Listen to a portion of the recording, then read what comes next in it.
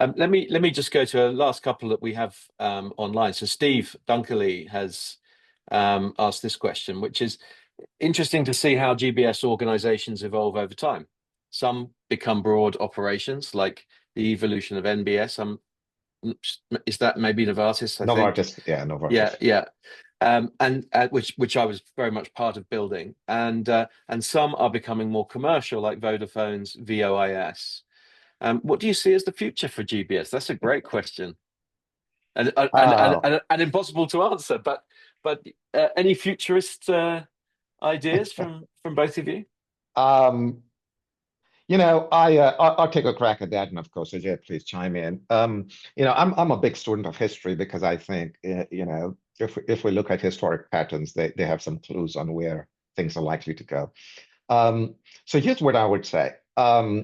Steve, you're absolutely correct. Individual GBS organizations could actually evolve in probably three different forms, right? So more scope, more control, more transformational work. And as Novartis did, taking on not just procurement, but then also other innovation functions inside the company. So truly become, even higher value add inside the company. So that's one way. Another way is when company leaders start to recognize that, hey, we've got an incredible capability. Why not spin off some products and maybe even, take this capability and commercialize it? And that's another place that, we see a lot of value.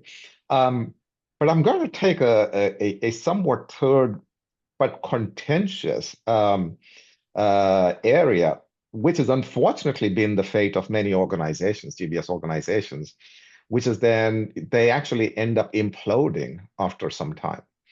And the reasons could be various. It could be that, you know, they are unable to keep the partnership with the business. And so the antibodies eventually, this is like the Star Wars, the Empire Strikes Back kind of thing.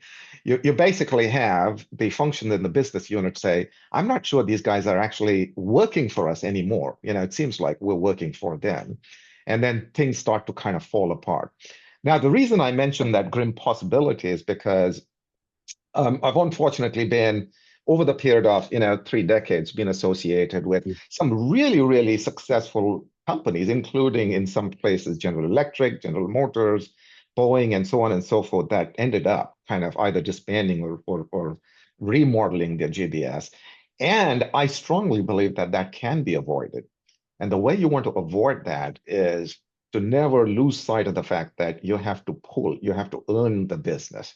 You cannot Mm. essentially push anything down people's throats. So now, which individual shared service is going to go down which paths?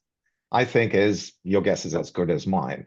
But I Yeah. think the number of paths, are fairly finite. I think we could see that. Mm.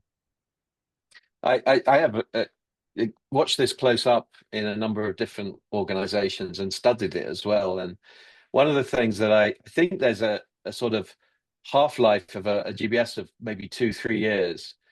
And really every 2 or 3 years, you kind of need to reset and reassess what it is that you're going for. Because essentially you kind of set a strategy, then you go for it.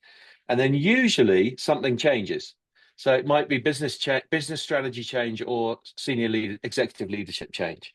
In both of those two cases, when I've been in successful GBSs, we've shifted, not throwing the baby out with the bathwater, but we've adjusted our approach and then built a new wave of value to meet the new situation. But you know, you've got to keep doing it. And so something like a P&G or a Novartis. I mean, I was in Novartis for 12 years. We went through, I think, at least five, maybe six versions of GBS in that time. That last Um, point is so true. Sorry, Ajay, that last point is so true.